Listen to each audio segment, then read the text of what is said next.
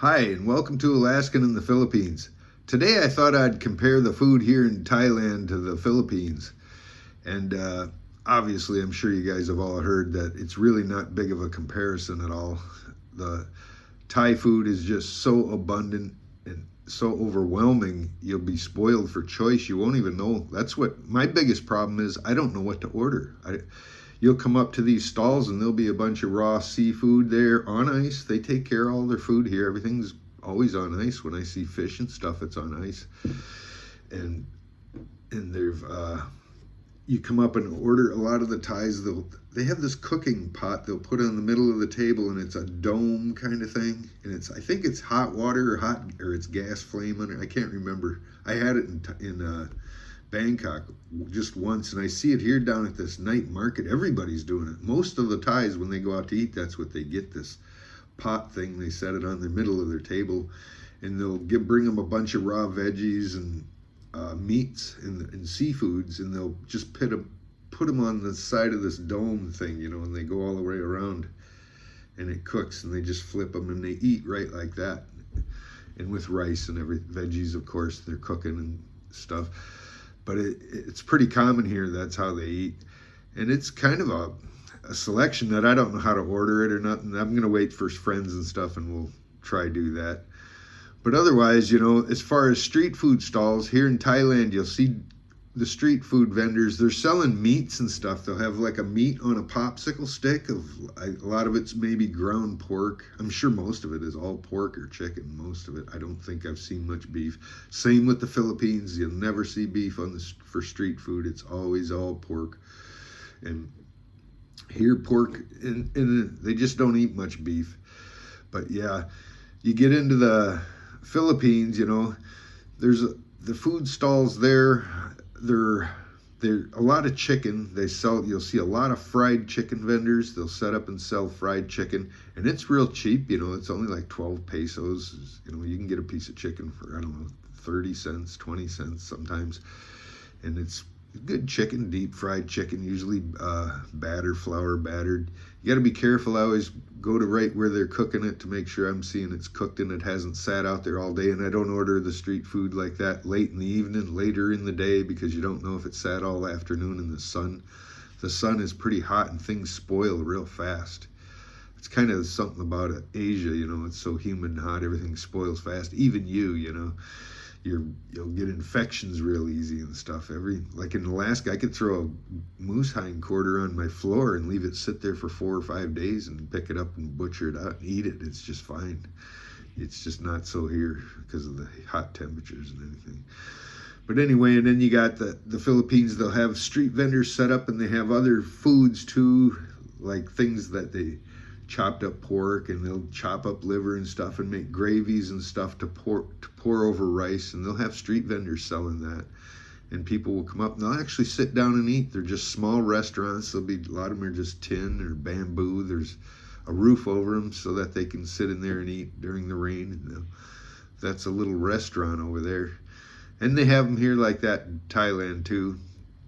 I didn't eat at them in the Philippines, or I don't eat at them here much, because everything is served on rice.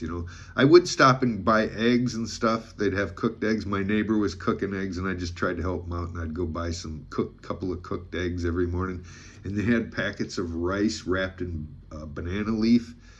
That was good. I tried one of them. I don't eat rice either. That's the highest on the glycemic index. But that's my point. I don't eat rice, so it really limits my food choices here in Asia, because everything has rice on it, and that's one thing I'm trying to get away from. And I'm definitely doing it. I haven't been eating rice for a couple of years now. I used to order sacks full of it, until I watched my rooster die of a heart attack. But anyway, that's another story.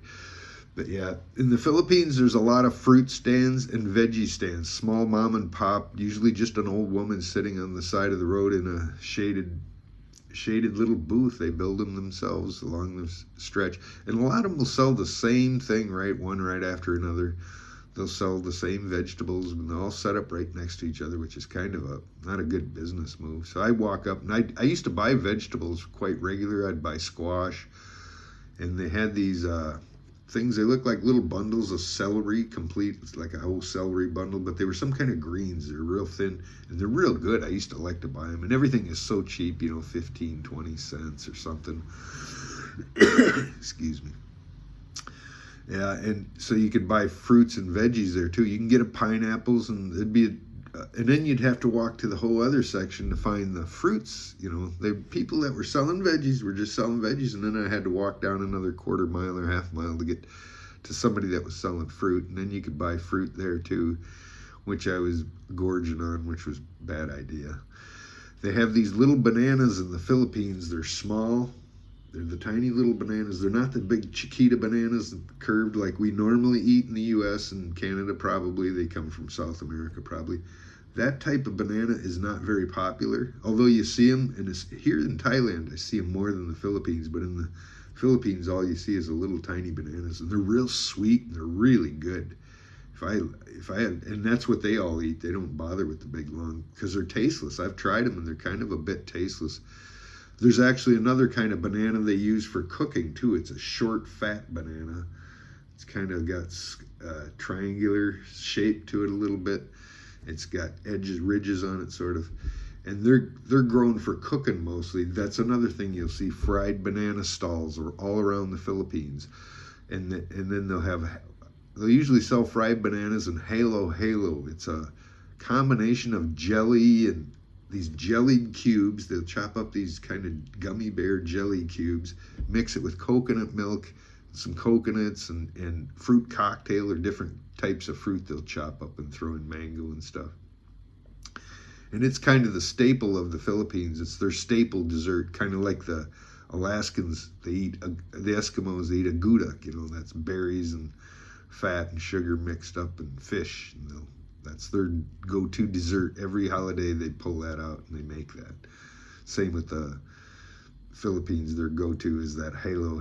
It's a milk. I never really liked it. I tried it once or twice, and it's just nothing. I didn't like it for me. But it's for, when cold day, if it's cold, or a hot day, it's pretty good if it's cold, But anyway, and then here in Thailand, the food stalls I don't see a lot of fruit stands. Like I said, the one fruit stand that's nearby, it's kind of set up right on the main drag for tourists. They're selling dragon fruits separately each. Everything else usually at fruit stands is sold by the kilo in the Philippines and here too. But just happens to be the one nearby is selling to tourists walking by. So they have the little small bananas, and they're selling those for 30 a bunch, which is 90 cents for the small little bunch of bananas. So it's kind of pricier. But I noticed driving up towards the hospital, when I went to the hospital, that's where the fruit stand section is, where it looks like they wholesale fruit or something. There's all these fruit shops all set up, and they're kind of in the middle of nowhere. So I'm guessing it's a wholesale where they supply all the other fruit stands or whatever. But you can buy from them too, I seen. And the dragon fruit there was really cheap. I was driving by, I could see a few of the prices. And it was pretty cheap, like 60 cents a kilo for dragon fruit, or 60 a baht. That's only like a $1.20 for a kilo. And a kilo you'd get 4 dragon fruit. So you get paying 30 cents each for them. They're really cheap, and they're really good, nice big ones too. And then they have coconuts and all that lined up. And that's another thing. You see a lot of buku stands in the Philippines. A lot of people be set up shop chopping coconuts for you to drink. Here you'll see them. The coconuts are just cut at a pyramid kind of thing, and you take it home and open it yourself. You just nip the top off, and you can put a straw and drink the milk. But then you got to chop it open to get the green, or get the meat out of it too. So that's something. In the Philippines, they'll do it. I'm sure in Thailand they do it too, and they'll scrape it and put it in a cup and give it to you too. But that's one thing, the difference in the foods. Here, I'm not seeing it so much coconut juice. You see it all over the place. But in the markets you do. If you get near one of the night markets and stuff, they'll have some.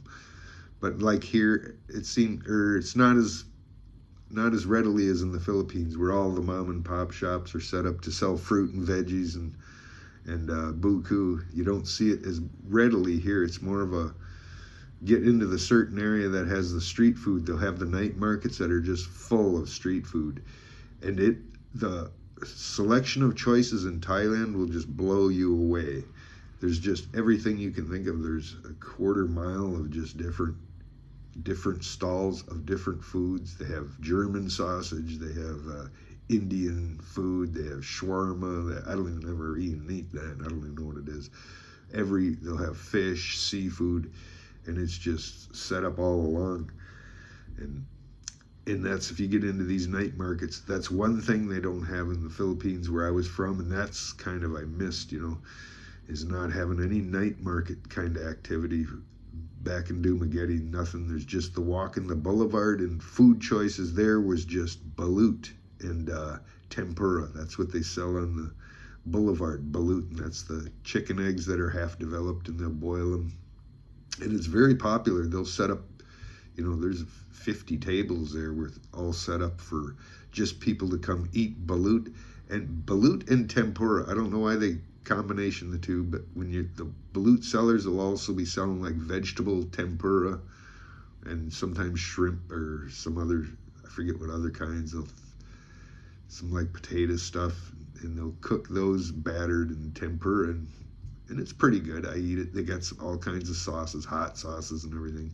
And it's pretty popular there to eat the Ballute and in the tempura in the evenings where it's cool. You go to them, tables are packed. All kinds of just packed people eating those baby chickens. I did it too. I liked them. I can eat them, no problem. I was used to eating goose eggs in Alaska that were partially developed, and it's no problem. They're pretty good. They're hard and crunchy, but I was used to it. So that was no problem for me. But anyway, if that was your food choices, though, for evening food, unless you went into a restaurant, they have Grab there, though, too, in the Philippines. There's actually a lot of good restaurants. If you wanted good food, you could go to a restaurant there in Dumaguete, and there's a lot of really good restaurants. You could have great meals. But I'm just comparing now to the street food out on the street. If you're going out on the street food, you're just going to have Filipino food. And some of it ain't bad. It's, punzit and lumpia and stuff. They'll sell some of that too, and that's pretty good. But other than that, your food choices are going to be very, very limited in the evening, especially if you're on the boulevard, because and then you have to walk across the street to a restaurant. The Why Not there in Dumaguete, that's pretty good food. I really like eating there. That's a real good one. And then there's Jollibee all over the place.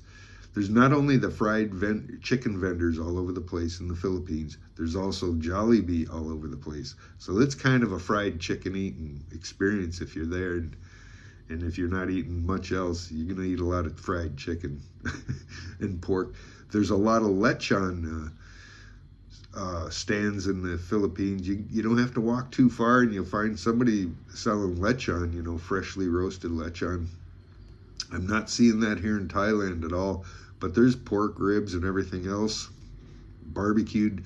I've been eating a lot of crispy pork. They just cook a piece and it's crispy and just like a lechon roast. And that was real reasonable. I got a whole rack of pig ribs the other day for 199 baht. So that's less than $6 or about $6. And it was a whole rack of baby pig ribs, barbecued, chopped up. And it came with a salad for $6. And I've been eating a lot of the crispy pork. But that menu is a whole wall, and that's just one of the shops. The menu is a whole wall of everything written in Thai, and I could point at something. I don't know what it is. Some of it's, I think, written in English underneath, but it was be a guess to see what it is. And I guessed with the mango and crispy fish. That was pretty, and it turned out amazing. It's something you'd never tasted before. It was very crazy flavor, but it was great. I loved it. I want to order it again sometime. I will. I've ordered it 2 or 3 times already. It was really hot and spicy, but it was good. And that's another thing here in the food in Thailand is they use a lot of spices, a lot of flavors. They have these little things. They'll throw in all their garlics and onions, and they'll chomp them with a wooden mallet kind of thing, just a wooden log, thunk, thunk, thunk, thunk, thunk, like you seen years ago. And that's what they do still today. You see it do it in the market when they're cooking. They're really into their spices and flavors and ingredients. In Philippines, not so much. It's going to be pretty bland food. Spaghetti that's overcooked. They'll put chopped hot dogs in the spaghetti and stuff. And it's pretty bland. Other than, I love the lumpia and punzit and stuff like that. And adobo is good. But other than that, a lot of it's just bland spaghetti. They'll mix a lot of sweet stuff into the spaghettis and stuff. So I don't know. But the Philippines, or the Thailand food here is all very well seasoned and spicy too. You got to remember, it's pretty hot. They eat it, it'll light your mouth on fire. I usually don't say anything. Unless they ask me spicy or not spicy, I usually won't say anything, and I'll see just to see how hot they'll give it to you. And the first time I ordered the crispy mango fish, it was so hot I couldn't finish it. I could only eat about a quarter of it, and I had to stop. It was good, I loved it, but it was just so spicy, so hot, flaming, that I couldn't eat anymore.